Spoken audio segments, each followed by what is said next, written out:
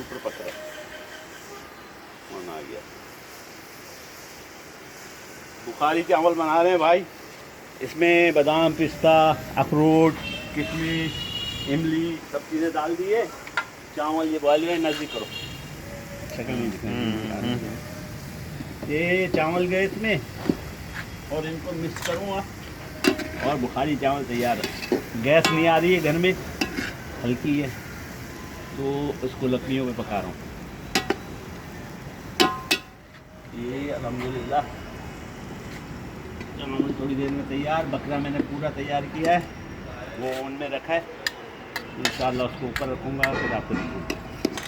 ये लो तारीख को हिलाओ, हिलाओ।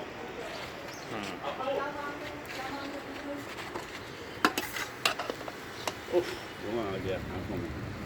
क्या कर रहे हैं भाई? वो मैं ले आया हूँ, क्या ले आया हूँ? मैं गैस का सिलेंडर ले आया हूँ।